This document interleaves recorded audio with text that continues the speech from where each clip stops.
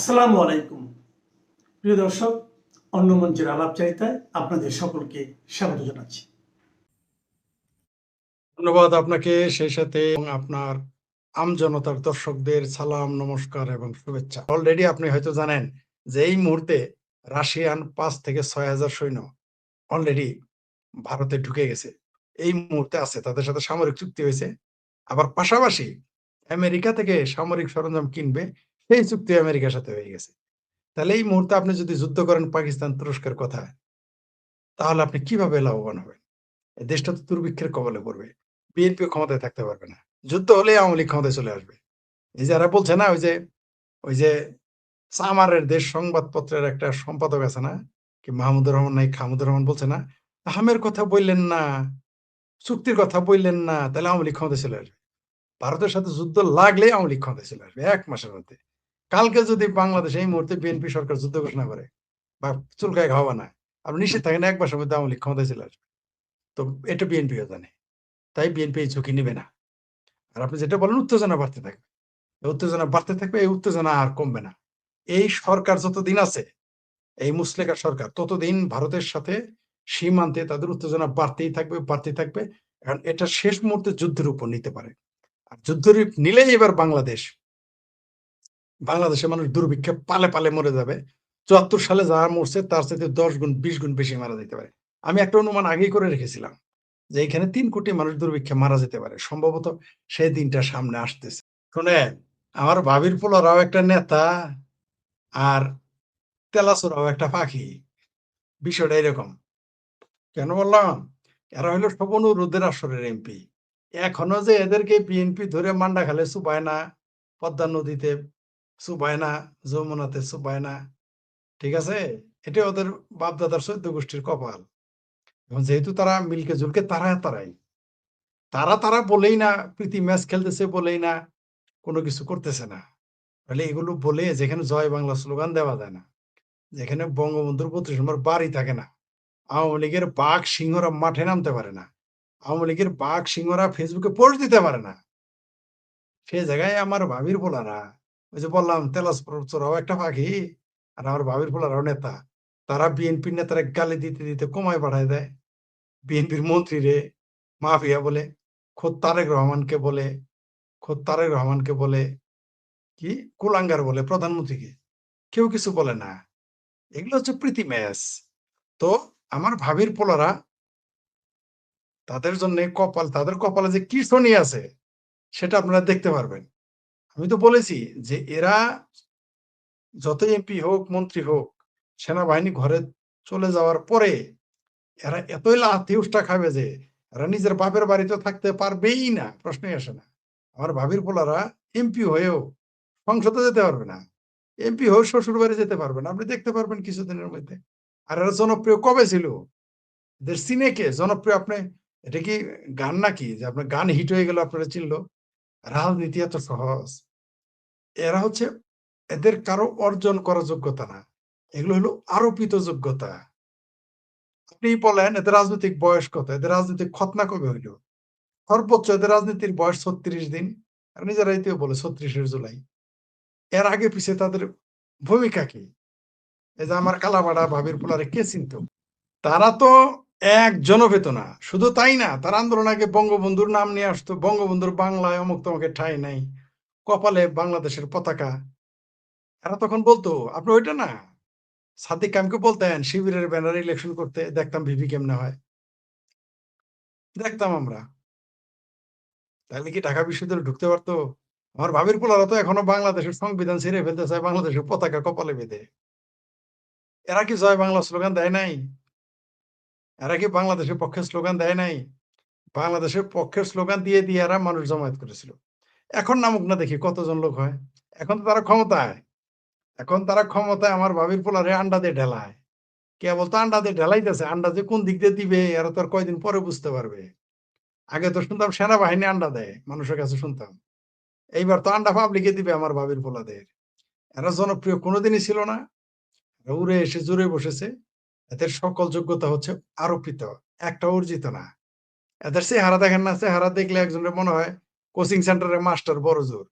আমার ভাবির পোলারা এখনো যে এত খায়া দায়া পেট ফুলে যায়, কারো গাল ফুলে যায়, কারো গর্দান দুম্বার গোস্তের মতো হয়ে যায়, কারো গর্দান দুম্বার মতো হয়, তাই না? কারো কারো পাছা ফুলে ময়মনসিংহে পাউরুটি হয়ে গেছে। কিন্তু একটা রোগী দেখে নেতা মনে হয়, আরে ভাই চেহারাও তো একটা ব্যাপার, একটা মানুষের চেহারাও তো একটা ব্যাপার। আপনি বিএনপির হোক পছন্দ করেন আর না করেন, অন্য দলের চেহারা দেখলে তো বোঝা যায় আর নেতৃত্ব দেয়। এরা কারা? আমার ভাবির পোলারা। চেহারা দেখে তো এখনো বোঝা যায় যারা হয় কলেজ গোয়িং বয়, ইউনিভার্সিটি গোয়িং বয়, অথবা তারা কোনো কোচিং সেন্টারে চাকরি করে। এর চাইতে আর বেশি কিছু মনে হয় না। তাদের চেহারা দেখেন না আপনি, তাদের কথাবার্তার সাইজ দেখেন না। আরেক ভাবির পোলা তো নারীর পেটিকোটের নিচে যে জিনিস থাকে সেই শব্দ উচ্চারণ করে করে জাতীয় হিরো হয়ে গেছে। তো এগুলোর কোনো জনপ্রিয়তার মধ্যে পড়ে নাকি এরা? নারীর প্রাইভেট পার্টস নিয়ে স্লোগান দিয়ে দেওয়ার কারণে যে বাংলাদেশে তারা জাতীয় নেতা হয়ে যায় সো কল্ড, সেই দেশের ভবিষ্যৎ কি? এরা তো সেই নেতা, তাই না? যারা যারা একসাথে গেলে ২০ জন লোক হয় না, এরা তো সেই নেতা। আমরা চা খাইতে যত লোক আসবো, ডাকলে আসবে, বরং আমরা ভয় পাই। চায়ের কথা ডাক দিব, পকেটে ২,০০০ টাকা, ১০ টাকা করে চায়ের দাম দেবো, লোকে তো কুলাবে না। আমরা এটা ভয় পাই। টাকা শর্ট পড়বে। আমার ভাবির পোলারা তো 5 স্টার হোটেলে ডাক দিলেও এখন লোক খুঁজে পাবে না। আমার ভাবির পোলারা বলুক না 5 স্টার হোটেলের যে জায়গা আছে, তাদের হল আছে, সেটা ভরতে পারে কিনা? বলবে সবাইরে খাবার দিবে। সবাইরে ব্রেকফাস্ট করাবে বলুক, অথবা লাঞ্চ করাবে। দেখেন ভরতে পারে কিনা? 5 স্টার হোটেলের কথা বললাম। খাবার-দাবার দিয়েও ভরতে পারবে না তারা। এরা নেতা হইলে কবে? এরা কবের নেতা হইছে? আবারও বলতেছি, তেলাপোকাও একটা পাখি আর আমার ভাবির পোলারাও একটা নেতা। উষ্টা তো খাবেই। সামনে দেখেন না এদের কপালে কি আছে? বাংলাদেশের রিক্শাওয়ালারা এদের উষ্টাবে, অটোওয়ালারা এদের উষ্টাবে। ওই রাস্তাঘাটে যে ফুটপাতের দোকানদার এদের দেখিলে ওই নেরি কুত্তাকে যেমন লাথি দেয়, কিছু বদমাইশ পোলাপান বা বদমাইশ লোক, ওরকম এদের দেখলে রাস্তাঘাটে এদের উষ্টাবে মানুষ। শুধু সেনাবাহিনীকে বেড়াকে ফিরে যাইতে দেন। এমপি হইছে তাই কি হইছে? যার কাজ তারই সাজে, অন্য করলে ঝাঁঝর বাজে। ওই জোর করে আপনি দখল করে নেবেন, মানুষ তো জানে যে আপনি বাড়িওয়ালাও না, আপনি ভাড়াটিয়াও না। আপনি জোর করে এসে দখল করে বসে আছেন। কিন্তু আপনার পিছনের যে সাপোর্ট আছে, আপনার পৃষ্ঠপোষক যেদিন থাকবে না, সেদিন আপনার কি পরিণতি হবে? ওই বাড়িওয়ালা আর ভাড়াটে যারা ভাড়া থাকে তাদের আসতে হবে না। আশেপাশের যে লোক থাকে তারাই তো উঠতে হবে। তা আমাদের ভাবির পোলাদের জন্যে সেই দিন অপেক্ষা করতেছে। এদের শাশুড়ি সহ দেশ ছাড়তে হবে। এদের মায়ের কথা নাই বা বললাম, আমার ভাবি হয়তো থাকতে পারবে। কিন্তু এদের শাশুড়িদের তো এদের শাশুড়িদের নিয়ে এই দেশ তাদের ছাড়তে হবে।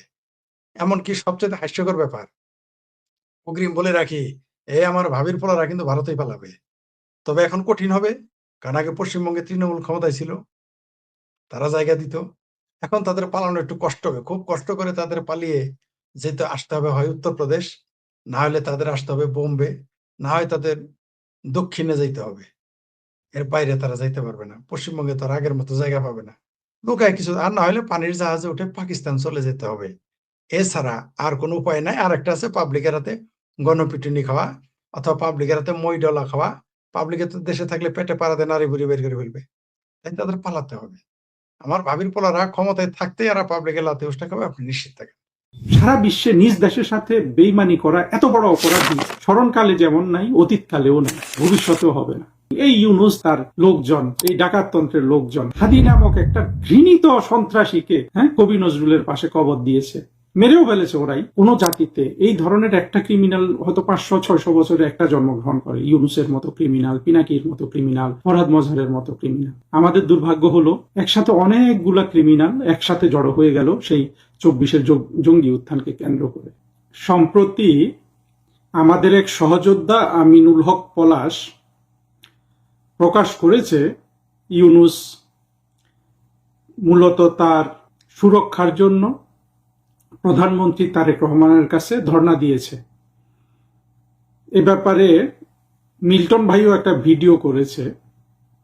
আমার এই ভিডিওটা ইউনুসকে সুস্পষ্টভাবে জানিয়ে দেওয়ার জন্য, ইউনুস তুমি যতবার প্রকাশ্যে আসবে ততবার আমরা তোমার আমলনামা স্মরণ করব, এবং কতদিন স্মরণ করব?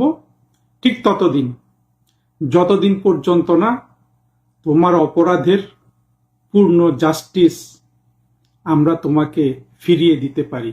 ইউনুস নিয়ে যেটা আসলে আমার সবার আগে মনে পড়ে যে এই লোকটা, এ পর্যন্ত তো আমরা যা যা পেয়েছি ইউনুসের, বিশ্ব বাটপাত থেকে শুরু করে, আরেকটা জিনিস খুবই গুরুত্বপূর্ণ, সেটা হলো যে এই ইউনুস একটা চরম মাপের বেহায়া। মূলত ইউনুসের মতো কোনো মানুষ আপনি কল্পনা করতে পারবেন না যে এই পর্যায়ের বেহায়া এবং এই পর্যায়ের বাটপার এবং এই পর্যায়ের ফৌজদারি অপরাধ সে করতে পারে।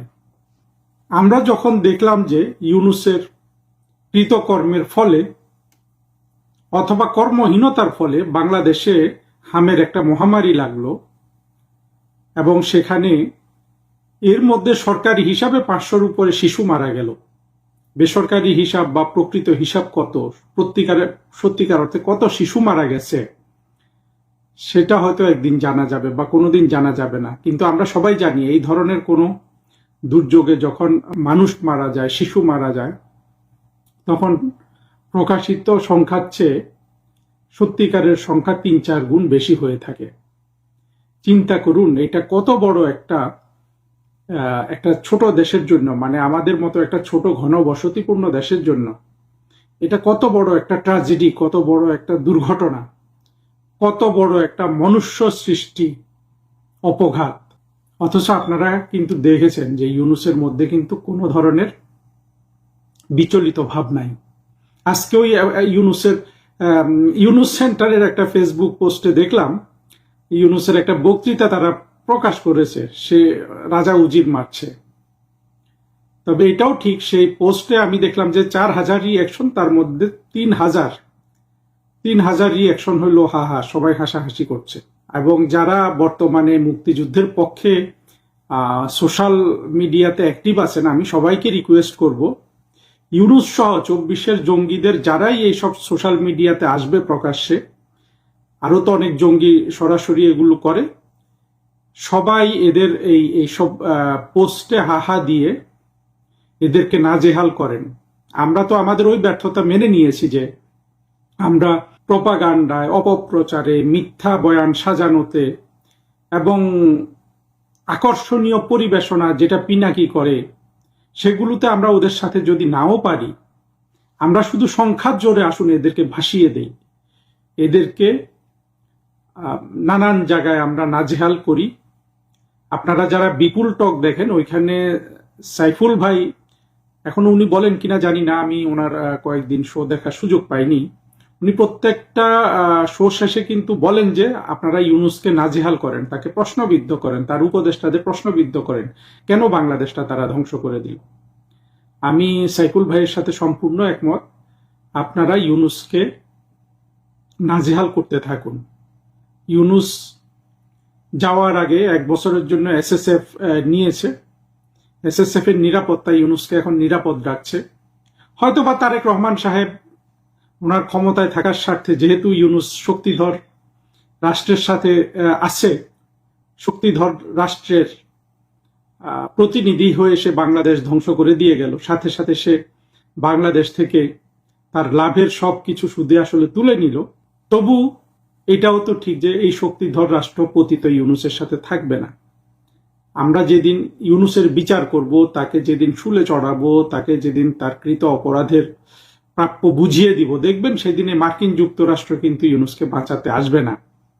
আমরা পৃথিবীর সব জায়গায় দেখেছি যে কোথাও কিন্তু এই ধরনের অপরাধীকে বাঁচানোর জন্য যারা তাদেরকে ব্যবহার করেছে, যারা তাদেরকে আকাশে তুলেছে, তারা কিন্তু পাশে তখন থাকে না, ইউনুসের পাশেও থাকবে না। আর ইউনুস এমন কাণ্ড করে বসেছে বাংলাদেশের সব জায়গায়, টাকা পয়সা এমন ভাবে গেঁথেছে সব জায়গায়, ইউনুস যদি পালিয়েও যায় বিদেশে, পালিয়ে গেলেও তো ওর কষ্ট থাকবে না, যে অর্থনৈতিক সাম্রাজ্য তাকে দেশে ফেলে যেতে হবে, যদি না সে এগুলো এর মধ্যে বিক্রি করে ডলার করে বিদেশে নিয়ে না যায়। আর সেটা গেলেও আমাদের আপত্তি নাই। ইউনুস যা ক্ষতি করছে এখন এই অর্থ সম্পদ বিদেশে পাচার করে আর কত সে ক্ষতি করবে। আর এই সম্পদ ভোগ করার মতো আয়ু তো ইউনুসের নাই। ইউনুস যদি 100 বছরও বাঁচে, আর কত 12-14 বছর, তাই না? এত টাকা তো 12-14 বছরে খেয়ে শেষ করা যায় না। সে যদি শত শত তরুণী, অর্থাৎ তার যে সিম্বলিক তরুণী আমরা পাই, লামিয়া, সে যদি শত শত তরুণী লামিয়াকেও নিয়ে আসে চতুর্পাশে, একেবারে দামি দামি, মনে করেন যে সারা বিশ্বে সবচেয়ে দামি তরুণীদের সে যদি নিয়ে আসে, তাও তো তার এই অর্থনৈতিক সাম্রাজ্য সে শেষ করতে পারবে না। সুতরাং ইউনুস যাই করুক, সে লসের খাতায় আছে আমরা তাকে কোনো কিছুতেই ছাড় দিব না, দেওয়ার কোনো কারণও নাই। একেবারে ছোটবেলা থেকে বেড়ে ওঠা এই ক্রিমিনাল, চিন্তা করেন কাদের সাথে গিয়ে সে বন্ধুত্ব করেছে, সেই হিলারি ক্লিনটন, বিল ক্লিনটন। আপনারা যারা মার্কিন যুক্তরাষ্ট্রের রাজনীতি সমাজ নিয়ে খোঁজ খবর রাখেন তারা জানেন যে মার্কিন যুক্তরাষ্ট্রে হ্যাঁ হিলারি ক্লিনটন, বিল ক্লিনটনের সমর্থক আছে, তারা একটা রাজনৈতিক দলের প্রধান নেতা ছিলেন বা প্রভাবশালী মানুষ ছিলেন, কিন্তু সার্বিকভাবে দেখবেন মার্কিন যুক্তরাষ্ট্রের মানুষ যেই দুটা পাবলিক ফিগারকে সবচেয়ে বেশি ঘৃণা করে তার সেই দুটাই হলো কিন্তু এই হিলারি ক্লিনটন এবং বিল ক্লিনটন। তাদের নৈতিকতার মান খারাপ হওয়ার জন্য মূলত এই ঘৃণাটা করে। ঠিক ইউনূসেরও কিন্তু সেই একই অবস্থা, একই ধরনের নৈতিকতার মান। কিন্তু আমরা তো এটা জানি যে বিল ক্লিনটন, হিলারি ক্লিনটন এরা তো তাদের মার্কিন যুক্তরাষ্ট্রের উপকারের জন্য অন্যায্য কাজ করেছে, সবকিছু করেছে, তারা তো যুক্তরাষ্ট্রের শত্রু হয় নাই কখন। কিন্তু ইউনূস সে বাংলাদেশের শত্রু হিসাবে, এই বাংলাদেশের সন্তান বিদেশিদের দ্বারা আপনার তরক্কি হাসিল করেছে, শোষণ করেছে বাংলাদেশকে। ক্ষমতা হাতে পেয়ে ন্যূনতম বোধ বুদ্ধি সে কোনো জায়গায় প্রয়োগ করেনি। এই ইউনূস তার লোকজন, এই ডাকাততন্ত্রের লোকজন, হাদি নামক একটা ঘৃণিত সন্ত্রাসীকে কবি নজরুলের পাশে কবর দিয়েছে, মেরেও ফেলেছে ওরাই। কি অদ্ভুত ব্যাপার যে আজকে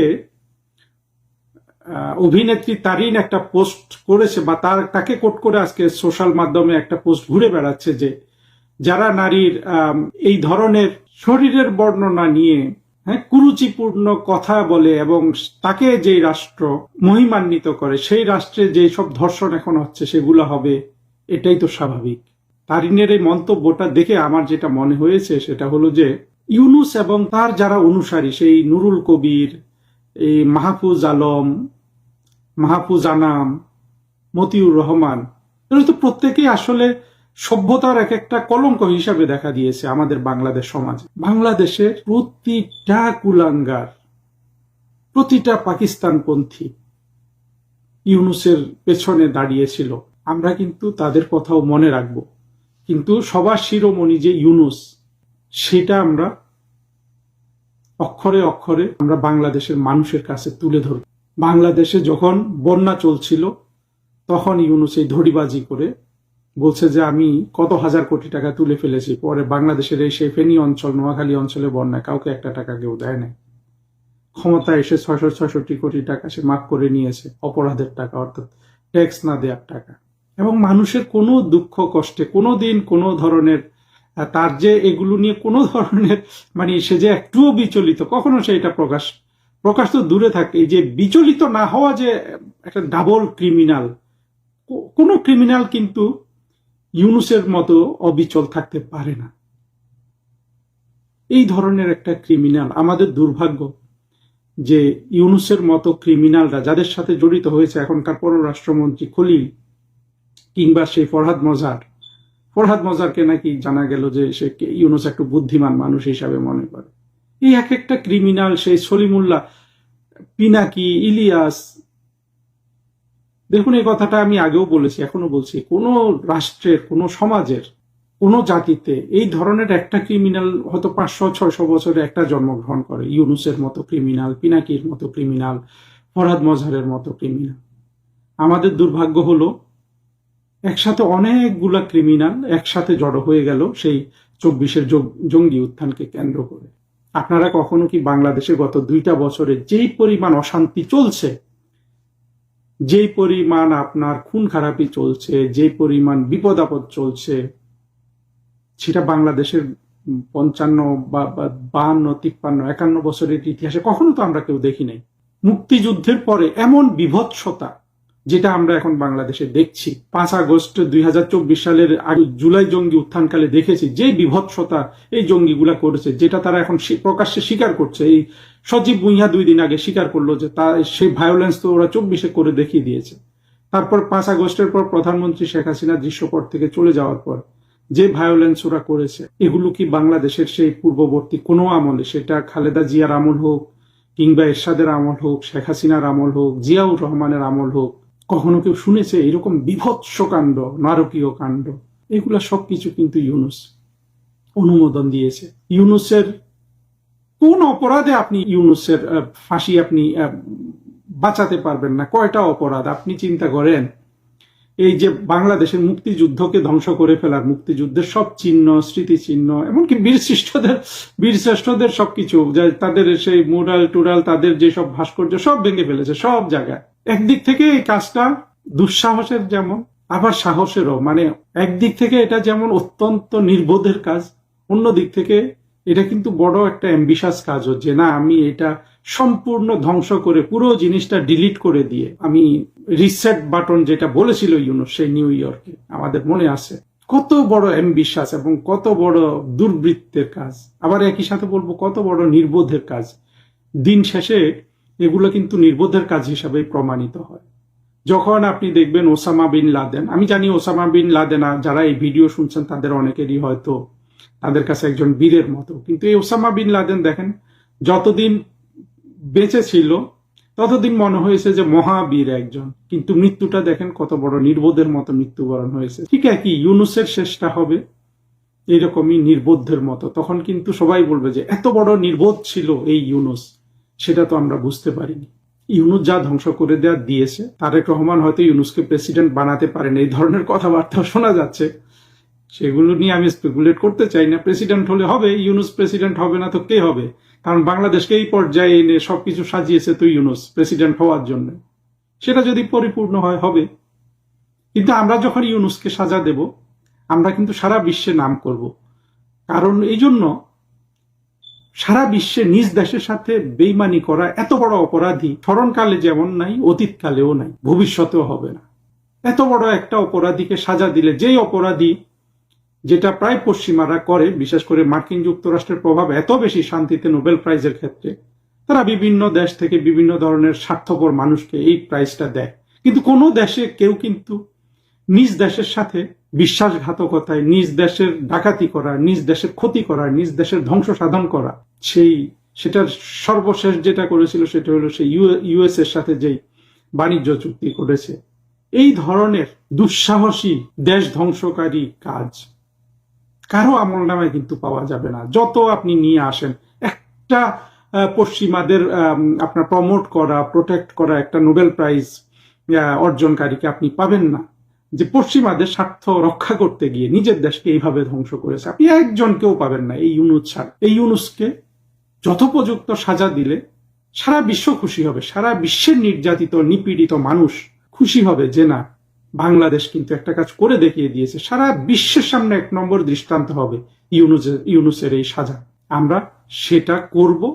এবং ইউনূস, তুমি যতদিন সারফেসে আসবা, যতবার আসবা, তোমাকে তোমার চূড়ান্ত পরিণতির কথা আমরা কিন্তু স্মরণ করিয়ে। সীমান্তে মাইন বিস্ফোরণে 3 বাংলাদেশি নিহত, এটা লেখা আছে আরটিভিতে। খবরে গিয়ে দেখবেন ওগুলো কিছুই লেখা নাই। ঠিক আছে, কিছুই লেখা নাই, গিয়ে অন্য খবর পাবেন। মানে বাংলাদেশে কি যে শুরু হয়েছে, একটা টিভি চ্যানেল বা পত্রিকা, মানে এই দেশের মিডিয়াগুলো কি মনে করে নিজেকে আমি বুঝতে পারি না। মানে ভারত বিরোধী কোনো কিছু হলেই মার্কেট পাওয়া যাবে এটা আশা করে তারা এগুলো ছেড়ে থাকে। যাক, সেটা গেল। শুভেন্দু অধিকারী ঘোষণা করেছেন পশ্চিমবঙ্গে কুরবানির ঈদের ছুটি কমিয়ে একদিন করলো শুভেন্দু সরকার। বাংলাদেশে অনেকে চিকরাচিকরি শুরু করে দিয়েছে। আচ্ছা, ওই দেশের যদি হিন্দুদের, ওই দেশের রাজ্য সরকার যদি আইন করে, বাংলাদেশের মুসলমানদের কি সমস্যা? আমি বুঝে উঠতে পারি না বাংলাদেশের মুসলমানদের কি সমস্যা। ওইখানে পশ্চিমবঙ্গে একদিন ছুটি কমে একদিন ঈদের ছুটি রেখেছে। মালয়েশিয়ায় কয় দিনের ছুটি বলেন তো? অস্ট্রেলিয়ায় কয় দিনের ছুটি? কানাডায় কয় দিনের ঈদের ছুটি? আমেরিকায় বলেন তো কয় দিনের ঈদের ছুটি? খোদ মালয়েশিয়া তো মুসলিম কান্ট্রি, কয় দিন ঈদের ছুটি বলেন তো? ভারতে ঈদের ছুটি একদিন রাখছে, এটাই তো কপাল। চীনে ঈদের ছুটি কয়দিন? এগুলো নিয়ে কথা বলুন। এই দেশের বিশেষজ্ঞ, বুদ্ধিজীবী, সাংবাদিক, তারপরে ইসলাম প্রেমী, এদের জজবা নেতিয়ে উঠেছে। জজবা, এদের জজবা এমন নেতিয়ে উঠেছে, এমন নেতিয়ে উঠেছে যে মহাভারত অশুদ্ধ হয়ে গেছে, মনে হচ্ছে আসমান থেকে ঠাটা পড়ে গেছে। এগুলো নিয়ে আলোচনা হচ্ছে। কিন্তু শুভেন্দু দা আজকে একটা কথা বলেছে যে অনেকেই দেখলাম, এইবার 2-1 বাংলাদেশি দেখলাম তাকে নিয়ে খুব গর্ব করছে, ভালো কাজ করছে। তিনি বলেছেন দর্শকদের তিনি সকালে নেবেন বিকেলে খরচের খাতায় দেবেন, কোনো কোর্ট মোটে তিনি নেবেন না। এটা শুভেন্দু অধিকারী বলেছেন। বাংলাদেশে এটা একটু বলে দেখেন না দেখি। শুভেন্দু তো খুব খারাপ সিদ্ধান্ত নেই। এবার একটু আমি এটার সাথে একমত না, আমি চাই কোর্টেই হোক। কিন্তু শুভেন্দু দাস যে কথা বলেছেন, বাংলাদেশের বা পাকিস্তানের কোন নেতাকে এটা বলতে বলেন তো দেখি, মুরুদে কোলায় কিনা, যে ধর্ষকদের সকালে নেওয়া হবে, বিকালে খরচের খাতায়। এটা বলার সাহস পান। এটা বললেই দেখবেন যে মৌলবীর আগে চিৎকার করবে, কারণ সবচেয়ে বেশি মারা যাবে মৌলবীরা। তাই এই কথার পক্ষ নিবে না। এমনকি চাপা মারতেছে না, সরিয়া আইন চায়। আচ্ছা ধরে নেন আমরা মাদ্রাসায় সরিয়া আইন চালাইলাম, মাদ্রাসা থেকে আগে শুরু হোক। সরিয়া আইন মাদ্রাসা চালালে মৌলবীরা তো একটা বাঁচবে না। সব মৌলবী যেটি আছে মাদ্রাসা সবগুলোর আগে পাথর মেরে ফেলতে হবে। আর সরিয়া আইনে তো ধর্ষণের শাস্তিই নেই, কারণ ওইখানে আপনি ব্যভিচারের শাস্তি বলে, ধর্ষণের নেই, ওগুলো ভণ্ডামি। যাই হোক, সেটা অন্য বিষয়। হ্যাঁ, আমাদের ন্যান্সি নাকি ফ্যান্সি নামে একটা আছে, সে বলেছে পলাতক নেত্রী অনুসারে কোন গ্রহে থাকে। ও ন্যান্সি, তুমি জানো না কোন গ্রহে থাকে? তুমি আর আগে কোন গ্রহে ছিলে? সেখানেই তারা থাকে। পলাতক নেত্রী, তোমার নেতা কোথায় গেছিল? পলাতক নেত্রী হেলিকপ্টার দিয়ে বুঝি পলায়? হ্যাঁ, হেলিকপ্টার দিয়ে গার্ড অফ অনার দিয়ে রেখে আসে, আবার 17 জন ফিরে আসে, এটা বুঝি পলাতক বলে? আর তোমার নেতা তারেক রহমান যে মুসলেখা দিয়া 17 বছর ছিল বাইরে, এটা কি? এটা বলতে ন্যান্সি শরম পায়। যাই হোক, শিরোনাম দিয়েছে আমাদের। এই যে দেখেন, আরেক পত্রিকা প্রথম আলো লিখছে নাইকং সারির ঘুম সীমান্তে মাইন বিস্ফোরণে 3 বাংলাদেশি নিহত। এটা প্রথম আলোতে আসছে। দেখি কি লিখেছে বান্দরবানের নাইখংছড়ির ঘুমধুম সীমান্ত এলাকায় ঘটনাস্থলে 3টি স্থল মাইন বিস্ফোরণে 3 বাংলাদেশি নিহত হয়েছে। আজ রোববার বুধবারে এই ঘটনা ঘটেছে। বিজিবি স্থানীয় 3 জনের লাশ উদ্ধার করে সীমান্ত এলাকায় বাগানে কাজ করতে গিয়ে মাইন বিস্ফোরণে নিহত হয়েছে। এরা বাগানে কাজ করতেছে, এর জন্য দায়ী কারা? এরা তো বাংলাদেশের জন্য দায়ী কারা? আর আরেকটা করেছে, ওই যে বনরক্ষীদের গুলিতে একজন সুন্দরবনে মারা গেছে। আচ্ছা, সীমান্তে কারা মারা গেলে যেন চিৎকার চেঁচামেচি করে। নিজের দেশে যখন মারো তখন কি হয়েছে? ওই জেলেদের মারলা, এটাই কে নিবে? এটা যদি সীমান্তে মারা যাইতো, চিৎকার চেঁচামেচি করতো। নিজের দেশের যে মারছ, ওই যে বনরক্ষীদের বলি, তার যে মাইনে যে 3 জন মারা গেল, এইবার কারা দায়ী এর জন্য? এগুলো বললেই তাহারি বালা না। কালবেলা খবর, আপত্তিকর অবস্থায় ছাত্রদল নেতা আটক। যাই হোক, ইউনুস চীনের খনির শ্রমিক মারা গেছে, এর জন্য তার প্রাণ কেঁদে চৌচির হয়ে গেছে। এই যে আদম ব্যাপার, ইউনুসের বুক ফাটে যেতেছে, ঠিক আছে, বুক ফাইটে চৌচির হয়ে গেছে। কিন্তু বাংলাদেশের শিশুরা যে মারা গেল, কারো মতে সরকারি ভাষাতে 500-600 হয়ে গেছে, সরকারি ভাষ্য মতে। কিন্তু হাজার হাজার শিশু মারা গেল হামের টিকার অভাবে, টিকা না দেওয়ার। এই আদম ব্যাপারী ইউনুসের কোন বক্তব্য শুনেছেন? হ্যাঁ, এই ইউনুসের চীনের খনির শ্রমিকদের জন্য তার হৃদয় কাঁদলেও তার এই দেশের শিশুদের জন্য তার মন কাঁদে না। এই হলো বিশ্ব মানবতাবাদী ডক্টর ইউনুস, এই বাটপার। তারপর দেখি আরো কি।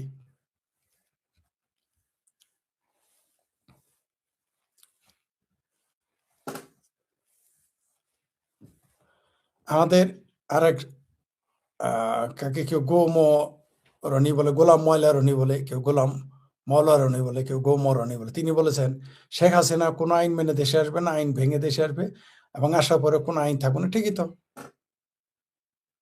তো, যেহেতু তার দল নিষিদ্ধ, তিনি যখন আসবেন সেটা তো আইন ভাঙা হবে, তিনি তো ভিজবেনি।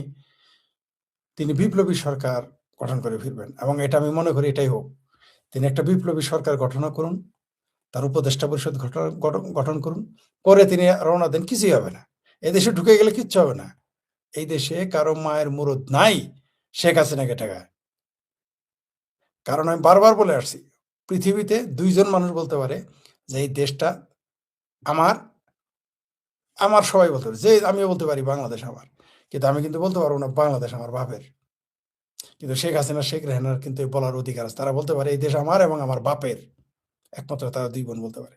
তিনি কালকে যদি এই দেশে বিপ্লবী সরকার গঠন করে, মনে করেন 35 জন থেকে 45 জনের একটা বিপ্লবী সরকার গঠন করলো এবং 5 জন বা 7 জনের একটা উপদেষ্টা পরিষদ গঠন করলো, করে তিনি বাংলাদেশে রওনা দিলেন। কিছুই হবে না, কিছুই করতে হবে না, সেনাবাহিনী পালাবে, কারণ কোটি কোটি মানুষ শেখ হাসিনাকে স্বাগত জানাবে। দেখেন, মোহনা টিভি, কিশোরগঞ্জের মসজিদে প্রতিবন্ধী শিশুকে ধর্ষণের অভিযোগে ইমাম আটক। এতে লজ্জা হায়া কিছুই নেই। এই মৌলবীরা যে কত বড় বদমাইশ, আপনাদের কি এখনো এই মোহ কাটবে না? কাদের খাওয়ান, কাদের পরান, কাদের হাদিয়া দেন আপনার পোলাপানের এই বলৎকার করে, আপনার পোলাপানকে ধর্ষণ করে এরা।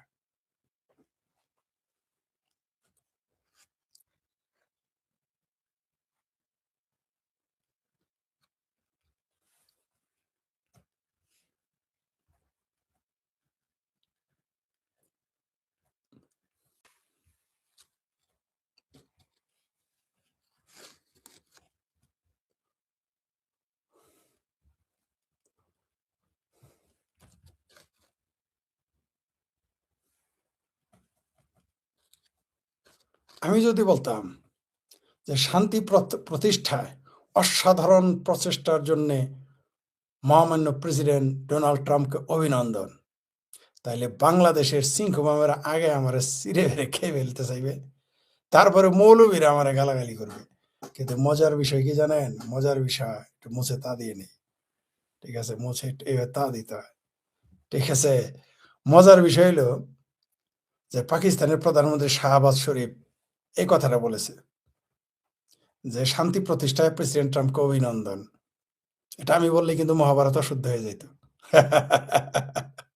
আমেরিকায় থাকা সিংহবামের আগে আমার গালাগালি শুরু করতো, তারপরে মৌলবীরা।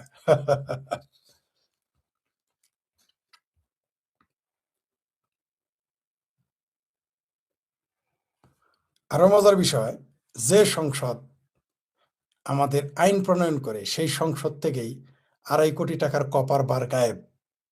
আরে ভাই, কয়দিন পরে তো পুরো সংসদ ভবন গায়েব হয়ে যাবে। আরে এভাবে চলতে তাহলে বাংলাদেশে গায়েব হয়ে যাবে। সংসদ ভবন থেকেও উধাও 2.5 কোটি টাকার কপার। সংসদ ভবনে আপনি নিরাপত্তা দিতে পারতেছেন না, বাংলাদেশে কিভাবে নিরাপত্তা দিবেন? কোন দেশে বাস করি আমরা? কোন দেশে বুঝে উঠতে পারতেছি না, কোন দেশে আমরা বাস করতেছি। মিয়া মোহাম্মদ হেলাল নামে একজন পোস্ট দিয়েছেন, বিজিবি তুমি কার পক্ষ? প্রশ্নবোধক। ধর্ষকের নাকি ধর্ষিতার? থানচিতে 5 বছরে এক ত্রিপুরা শিশুর সেটেলার কর্তৃক, সেটেলার মানে যারা বাংলাদেশ বাঙালি মুসলমানরা গিয়ে ওই পাহাড়ে যারা বাস করে জোর করে যায় আর কি, সেটেলার বলে, সেটেলার কর্তৃক ধর্ষণ, সেখানকার পাহাড় যুবকরা ধেয়ে ওঠে। বিজেপি স্পষ্টভাবে বলে দিয়েছে 1 মিনিট সময় দিবে না, গুলি করে মেরে ফেলবে। অর্থাৎ পাহাড়িদের বলেছিলাম না এই দেশের সংখ্যালঘুদের থাকতে দিবে না, আপনারা তো বিশ্বাস করেন না। বিজেপি একটা পাহাড়ি শিশুকে ধর্ষণ করেছে বাঙালি মুসলমানেরা, যাদের সেটেলার বলে, সেটেলার ফেটেলার। কাশ্মীরে যদি হিন্দু বাস করে নিয়ে যায়, যদিও কাশ্মীর হিন্দুদের ছিল, সেইখানে মুসলমানদের সেটেলার হিসেবে নিয়োগ দেয়, হিন্দুদের নিয়োগ দেয় বা রাখে, তখন তো বাংলাদেশ হচ্ছে চেঁচে উঠবে। কিন্তু বাংলাদেশের মুসলমানরা পাহাড় দখল করে সেটেলারে, তখন কোনো সমস্যা না। এখানে একটি মুসলমানদের চরিত্র কোথাও তো পাল্টিবে না। ওইখানে গিয়ে পাহাড়ি শিশুকে ধর্ষণ করছে 5 বছরে, সেটা প্রতিবাদ করতে গেছে বিজেপি তার দিকে বন্দুক তাক করে বলছে 1 মিনিটের মধ্যে চলে যেতে হবে। এরাই আবার বলে সীমান্তে গরু চোর মারা লাগে, এই এরাই আবার গাজার শিশুদের জন্য কাজে, কিন্তু নিজের দেশের শিশু বলাৎকার হয় সেখানে বন্দুক তাক করে। এই হচ্ছে মুসলমান এবং মুসলমান দেশের বাংলাদেশের আইন শৃঙ্খলা বাহিনীর চরিত্র। পোস্ট দিয়েছেন মিয়া মোহাম্মদ হেলাল।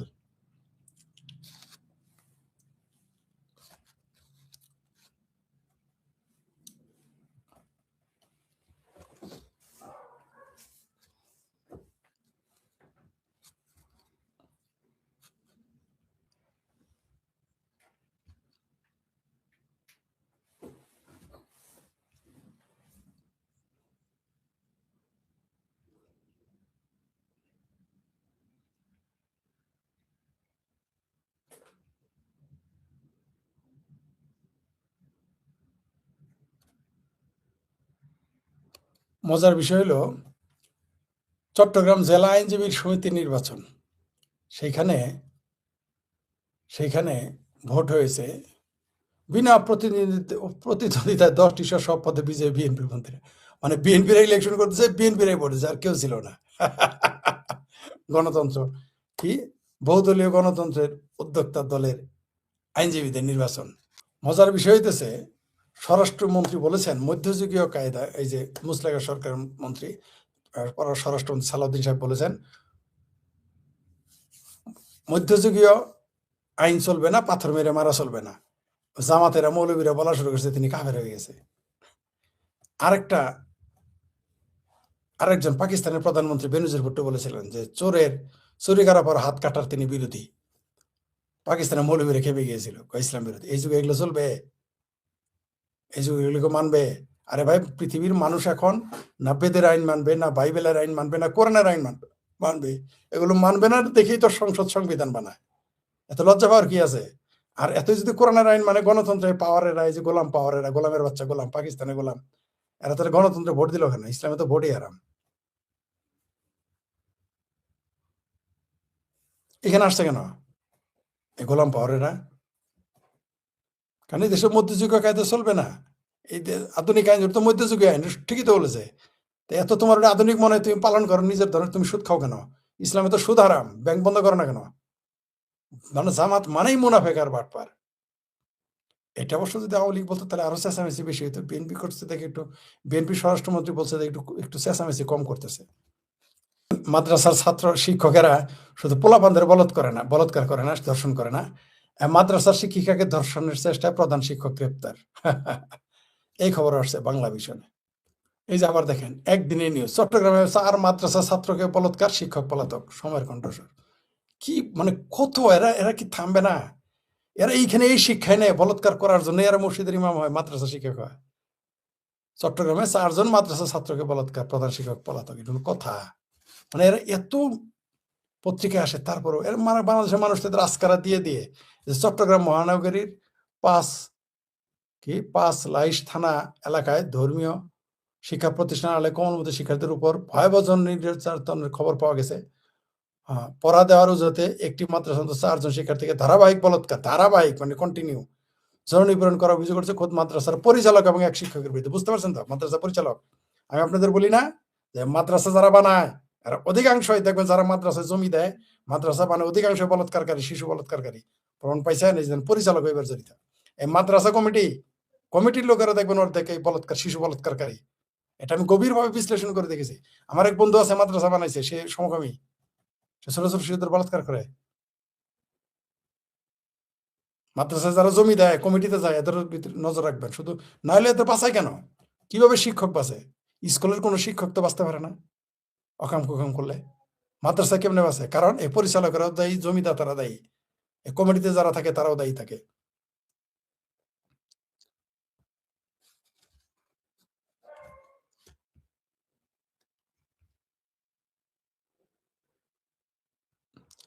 সবচেয়ে বিপজ্জনক খবর হচ্ছে আমার বাংলাদেশ, যেটা দিয়ে এখন শেষ করব।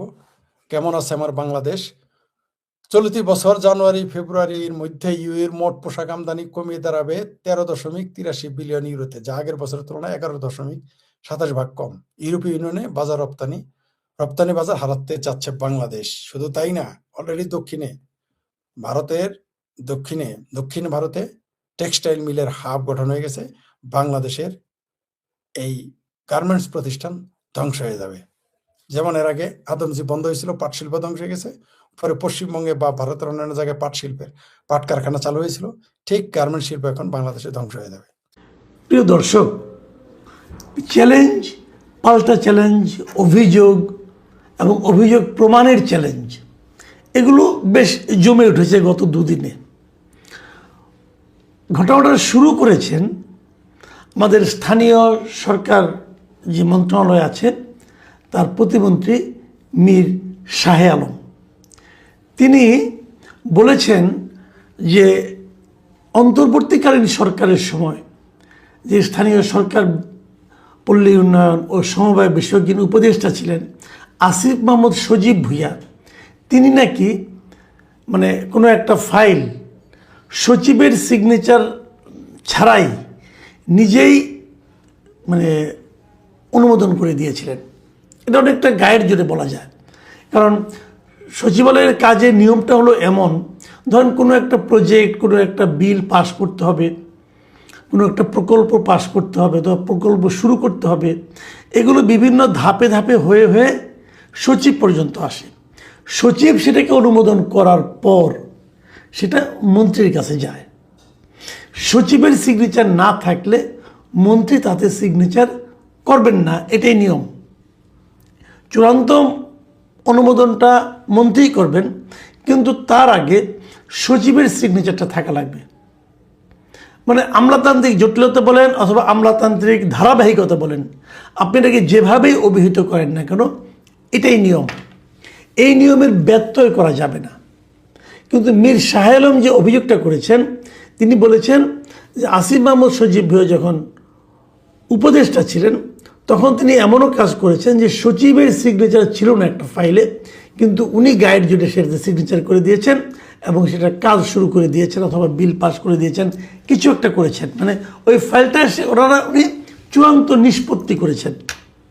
এই কথাগুলো এই মানে আপনার প্রতিমন্ত্রী মীর শাহ আলম শনিবার দিন, গতকাল শনিবার সচিবালয়ে নিজের দপ্তরের সাংবাদিকদের সঙ্গে আলাপকালে এই অভিযোগটা করেন।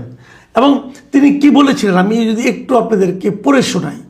উনি বলেছিলেন একটা ফাইল নোটিশে এসেছে, মানে একটা ফাইল ওনাদের নজরে এসেছে যে অন্তর্বর্তীকালীন সরকারের সময় একজন উপদেষ্টা সচিবের সই ছাড়াই জোর করে ফাইল নিয়েছেন, নিজে সই করে অনুমোদন দিয়েছেন। এটিও তদন্তের মধ্যে আসবে, যেটি একদম rules of procedure, rules of বিজনেসের পরিপন্থী। এই কাজটা উনি বলেছেন। উনি প্রথমে মানে কোন উপদেষ্টার নাম বলেননি, কিন্তু পরবর্তী সময়ে আবার নামটাও ডিসক্লোজ করেছেন এবং জানিয়েছেন এটা ওনারই মন্ত্রণালয়ের যিনি উপদেষ্টা ছিলেন মিস্টার আসিফ মাহমুদ সজীব ভুঁইয়া, উনি এই কাজটা করেছেন। তো গতকালকে দুপুরের দিকে এই অভিযোগটা করার পর কালকে সন্ধ্যার দিকে আসিফ মাহমুদ সজীব ভুঁইয়া উনি ফেসবুক লাইভে এসেছিলেন এবং উনি ফেসবুক লাইভে এসে প্রতিমন্ত্রী মীর শাহ আলমকে পাল্টা চ্যালেঞ্জ করেছেন এবং তিনি বলেছেন, উনি প্রায় 24 মিনিট কিন্তু সেই লাইভে ছিলেন এবং উনি সেখানে চ্যালেঞ্জ করেছেন যে কোন ফাইলটা এরকম হয়েছে যেখানে আমার সিগনেচার আছে কিন্তু সচিবের সিগনেচার নাই, এটা দয়া করে আমাকে আপনারা দেখান। এই চ্যালেঞ্জটা উনি কিন্তু করেছেন এবং উনি বলেছেন যে এটা রবিবারের মধ্যে দেখাবেন, আগামীকালকের মধ্যে দেখাবেন। চ্যালেঞ্জটা কি সেটা আমি আপনাদের একটু পরে বলছি, ডিটেলে যাচ্ছি। তারপর উনি আবার একটু অন্যভাবে বলেছেন যে ওনারা তো নতুন 3 মাস ধরে মাত্র এসেছেন, ওনারা হয়তো অনেক কিছু বোঝেন না, মানে প্রক্রিয়াটা ওনারা বোঝেন না যে অনেকগুলি প্রক্রিয়া আছে এখানে। অনেক সময় সচিব হয়তো দেশে থাকেন না, দেশের বাইরে আছেন, ওই সময় যদি কাজটা করতে হয় তাহলে যিনি অতিরিক্ত সচিব আছেন অথবা সিনিয়র যে অফিসার আছেন মন্ত্রণালয়ের, তারা সিগনেচার করলেও তার মধ্যেও মন্ত্রী হিসেবে অথবা উপদেষ্টা হিসেবে সিগনেচার করা যায়। এইভাবে উনি বলার চেষ্টা করেছেন। তার মানে বোঝা যাচ্ছে এ ধরনের কিছু একটা ঘটনা হয়তো বা ঘটেছে, সচিব হয়তো সময় বাইরে ছিলেন, তখন অতিরিক্ত সচিবের হয়তো সিগনেচার আসছিল, এরকম মনে হচ্ছে আমার কাছে। কিন্তু এখানে আবার আরেকটা নাটকও কিন্তু আছে। নাটকটা আছে এরকম, ধরা যাক উনি একটা প্রজেক্টকে দিতে চাচ্ছেন, সিগনেচার করবেন উনি, কিন্তু সচিব সিগনেচার করছেন না, অথবা ফাইলটা উনি বুঝতে পেরেছেন যে সচিবের কাছে পর্যন্ত আসলে হয়তো সচিব সেটা বুঝে সিগনেচার নাও করতে পারেন, হয়তো প্রশ্ন করতে পারেন যে এটা দেওয়া ঠিক হবে না। এই ধরনের আশঙ্কা হয়তো বা উনি টের পেয়েছেন, টের পেয়ে উনি অপেক্ষা করেছেন। হয়তো সচিব কোনো একটা প্রয়োজনে দেশের বাইরে গেছেন, ঠিক ওই সময়ে উনি হয়তো তার অধস্তর যিনি আছেন, আরেকজন সিনিয়র মোস্ট যিনি আছেন, তাকে দিয়ে বলছেন তুমি সিগনেচার করে দেন, আপনি করে দেন, আমি সিগনেচার করে দিচ্ছি। এরকমও কিন্তু অনেক সময় হয়, নিজের পছন্দের লোকটাকে রেখে থাকলে তাকে দিয়ে কাজটা করানোর জন্য অপছন্দের লোককে কোনো কারণে কোনো একটা অজুহাত দেশের বাইরে পাঠিয়ে দেওয়া হয়, অথবা অন্য কোনো কাজে পাঠিয়ে দেওয়া হয়, অথবা ছুটিতে পাঠানো হয়, তারপরে আরেকজনকে দিয়ে কাজগুলি করে নেওয়া হয়। এগুলো এই সমস্ত ফাঁকি ঝুঁকি চোরাগুপ্তা সিস্টেম দেশে চলে, এটা নতুন কিছু না। তো সেরকম কিছু হয়েছে কিনা আমরা জানি না, তবে মীর শাহ আলম বলেছেন উনি এটা তদন্ত করবেন, তদন্ত করলে হয়তো জিনিসটা বুঝতে পারবেন। এবং আসিফ মাহমুদ সজীব ভুঁইয়া কিন্তু এই কথাগুলি বলেছেন। আমি বরং সজীব ভুঁইয়ার মুখের কথাটা আপনাদেরকে একটু বলি। উনি কী বলেছেন যে উনি মানে প্রতিমন্ত্রীর কথা বলছেন, যে কথাটা বললেন সচিবের অনুপস্থিতিতে বা স্বাক্ষর ছাড়া অবৈধভাবে উপদেষ্টা ফাইল পাস করেছেন, আমার মনে হয় এটা নিয়ে আরও বেশি ক্লিয়ারিটি বা স্পষ্টতা প্রয়োজন। এক্স্যাক্টলি কোন ফাইল, এটা তো অন পেপারে থাকার কথা যে একটা ফাইলে আমার স্বাক্ষর আছে, সচিবের স্বাক্ষর নেই। তার মধ্যে মাঝে মধ্যে সচিব বিদেশে সফরে থাকলে তার অনুপস্থিতিতে সাধারণত জ্যেষ্ঠতার ভিত্তিতে একজন অতিরিক্ত সচিবকে সচিবের রুটিন দায়িত্ব দেওয়া হয়, তখন তিনি এই ফাইল ওয়ার্কগুলো কন্টিনিউ করে থাকেন। ফলে সচিবের অনুপস্থিতি হলেও অতিরিক্ত সচিবের অবশ্যই স্বাক্ষর থাকার কথা। আমি একটু ক্লিয়ারিটি চাইব মীর শাহ আলমের কাছে, মানে যে কথাটা আমি একটু আগে বললাম, আসিফ মাহমুদ সজীব ভুঁইয়া এই পয়েন্টেই কিন্তু যাচ্ছেন। দেখুন, এই যে পয়েন্ট আসিফ মাহমুদ সজীব ভুঁইয়া যে কথাটা বলেছেন, এটা কিন্তু আমি এর মধ্যে কোনো কিন্তু ভুল দেখি না, মানে আইনগতভাবে। যে উনি যদি বলে আপনি তো দেখান ভাই, এবং উনি এটাও বলেছেন যে হতে পারে সচিব দেশে নেই, একটা ফাইল অতিরিক্ত সচিবের স্বাক্ষরের পরে এলো, আমি স্বাক্ষর করলাম, অতিরিক্ত সচিবের মাধ্যমে চলে গেল, এটা তো আইনগতভাবে বৈধ, একদম ঠিক, কিন্তু আইনগতভাবে বৈধ। কিন্তু শাহ আলম আসলে যে কথাটা বলেছেন সেটা কি এই ধরনের কিছু নাকি অন্য ধরনের কিছু? আসিফ মাহমুদ সজীব ভুঁইয়া তার বেশ বড় লাইভের শেষটা করেছেন এভাবে, আমি শেষটা আপনাদেরকে পড়ে শোনাতেই চাই, এটা গুরুত্বপূর্ণ মনে হয়েছে। তিনি বলেছেন, মিস্টার শাহ আলমকে আমি চ্যালেঞ্জ করছি, যদি সৎ সাহস থাকে তিনি যদি নিজের বক্তব্যে স্ট্যান্ড করেন তাহলে আগামীকাল রোববারের মধ্যে ফাইলটা জনগণের সামনে স্পষ্ট করবেন এবং উত্থাপন করবেন। আমি তাকে চ্যালেঞ্জ করছি। আমি মির্জা ফখরুল ইসলাম আলমগীরকেও চ্যালেঞ্জ করছি, যদি তারা পাবলিক না করেন, যদি তারা এটা পাবলিক না করেন তাহলে আমি মনে করব আমাকে ব্যক্তিগতভাবে আক্রমণ ও হেয় প্রতিপন্ন করার জন্যই তারা এটা করেছেন। বিশেষজ্ঞদের নিয়ে আসুন, কোথায় বেআইনি কী হয়েছে, I am challenging, let's face it. আমি কিন্তু আসিফ মাহমুদ সজীব ভুঁইয়ার যে মেরুদণ্ড, ওনার যে বলার ভঙ্গি, আমি এটাকে কিন্তু অনার করছি এবং আমি এটাকে পছন্দও করছি যে উনি চ্যালেঞ্জ করেছেন, রবিবারের মধ্যে দিতে বলেছেন, আজকে রবিবার চলে গেল। আমি এখন পর্যন্ত খবর পাইনি যে শাহ আলম সাহেব সেই ফাইলটা দেখিয়েছেন, আমি এখন মতো জানি না, দিতেও পারেন নাও দিতে পারেন, আমি বলতে পারবো না। তবে চ্যালেঞ্জটা আমি উপভোগ করেছি। আমি উপভোগ করেছি এ কারণে যে আমি নিজেও জানতে চাই যে আসলে কি ঘটনা সত্য কিনা, সত্য হলে কিভাবে সত্য, আর সত্য না হলে কেন মিথ্যা। মিথ্যা একটা অভিযোগ কি একজন প্রতিমন্ত্রী করবেন? আমি মীর শাহ আলম সাহেবকে অনুরোধ করব যে আপনি দ্রুততার সঙ্গে সেই ফাইলের বিষয়টা নিয়ে আপনার অবস্থানটা খোলাসা করবেন। আপনি কি জাস্ট বলার জন্য বলেছেন নাকি আসলেই তেমন কিছু ঘটেছে? যদি না ঘটে থাকে আপনার ক্ষমা চাওয়া উচিত, আর যদি ঘটে থাকে সেটা প্রকাশ করা উচিত। কথা ভাই ক্লিয়ার, যা মনে আসবে বলে দিবেন সেটা তো আর হবে না, আপনাকে ক্লিয়ার করা উচিত। আসিফ মাহমুদ সজীব ভুঁইয়ার অনেক সমালোচনা কিন্তু আমি করেছি, এর আগে বহুবার করেছি। ওনার অনেক কাজ আমার পছন্দ হয়নি, বিশেষ করে ঢাকা উত্তর সিটি কর্পোরেশনে উনি যে প্রশাসক নিয়োগ করেছিলেন এক ভদ্রলোককে, এবং উনি নিজে চিঠি দিয়েছিলেন, সেটা তো একটা মহা অন্যায় ছিল। এরকম অনেক অন্যায় কাজ উনি করেছেন, এতে কোনো সন্দেহ নাই। বিভিন্ন জায়গায় ওনার বন্ধুবান্ধবের যে এলাকায় বসবাস, সেখানে অনেক কাজ দিয়েছেন, সরকারি কাজ, যেগুলো উনি অন্যায় করেছেন, এবং ওনার বিরুদ্ধে অনেক ধরনের আরও অন্যায়ের অভিযোগ আছে, নানা ধরনের, সেগুলি সবই বিচার হোক। উনি নিজে দাবি করেছেন উনি কোনো দুর্নীতি করেন নাই। আমি চাইব এই সরকার কেবল ওনার ব্যাপারে না, পুরো অন্তর্বর্তীকালীন সরকারের সকল উপদেষ্টার ব্যাপারে একটা বিচারের তদন্তের ব্যবস্থা করুক। যদি তদন্তে কেউ দোষী প্রমাণিত হয় তাহলে হলো, তার বিচার হবে। আর যদি না হয় তাহলে তারা যে ঢালাওভাবে নানা ধরনের অভিযোগের মুখে পড়ছেন, সেগুলোর থেকে তো অন্তত তারা রেহাই পাবেন, এবং এটা পাওয়া উচিত আমি মনে করি। কারণ তা না হলে হবে কি, আমাদের মনে একটা সন্দেহ আছে, আমার মনে তো আছেই, আমার মনে অনেক উপদেষ্টাদের সততা নিয়ে আমার সন্দেহ আছে। এখন সেই সন্দেহগুলো দূর করার দায়িত্ব কিন্তু এই সরকারের। কারণ সন্দেহগুলো দূর না হয় তাহলে কিন্তু মনে মনে অনেকে, আমার মতো অনেকেই তাদেরকে চোর অথবা এরকম দুর্নীতিবাদ হিসেবে মনে করবে। আমরা একটা যদি সেটা যদি ভুল হয়, সেই ভুল মনে করার হাত থেকে আমরা কিন্তু রক্ষা পেতে চাই। এবং এই কাজটা সরকারেরই দায়িত্ব, যে প্রমাণ করা, বলে দেওয়া, সার্টিফিকেট দেওয়া যে আসিফ মাহমুদ সজীব ভুঁইয়া অত্যন্ত সৎ, প্রায় মসজিদের ইমাম হওয়ার মতো একজন সৎ ব্যক্তি উনি। এগুলো আমরা প্রমাণ চাই। আর এই সুযোগটা এসেছে। আমরা কিন্তু খেয়াল করেছি যে বিএনপি সরকার অন্তর্বর্তীকালীন সরকারের কোনো দুর্নীতি নিয়ে কোনো ফাইল ওপেন করতে রাজি হচ্ছে না। তারা তাদের সব কিছুকে এক ধরনের দায় মুক্তির মতো দিয়ে দিচ্ছে। এটা ভালো না। তদন্ত হোক না, অসুবিধাটা কী? এদের মধ্যে অনেকের বিরুদ্ধে হয়তো মামলা আছে, মামলাগুলো তদন্ত হোক, দুদকেও মামলা করা যেতে পারে, হোক। মামলা হলে তো কোনো সমস্যা নাই। তারা যদি নির্দোষ হয়, নির্দোষ প্রমাণিত হবে। কিন্তু এই মুহূর্তে মীর শাহ আলমের এই পদক্ষেপের কারণে, মানে এই বক্তব্যের কারণে আমাদের সামনে ইমিডিয়েট একটা সুযোগ এসেছে বুঝতে পারার যে আসলে ঘটনাটা কী। রোববার গেল আজ, আমি এখন পর্যন্ত জানি না মীর শাহ আলম চ্যালেঞ্জ গ্রহণ করেছেন কিনা। আর ওরা চ্যালেঞ্জ গ্রহণ করা না করে কিছু যায় আসে না, কারণ চ্যালেঞ্জ তো ওপেন চ্যালেঞ্জ করেছেন আসিফ মাহমুদ সজীব ভুঁইয়া।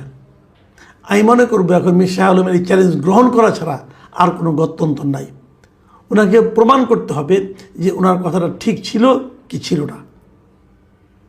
প্রিয় দর্শক, আমার মনে হয় আমরা আরও 2 দিন অপেক্ষা করি, দেখি কি পাই। না হলে এটা নিয়ে আমরা আবার আলোচনা করব। এখন এ পর্যন্তই। আল্লাহ হাফেজ।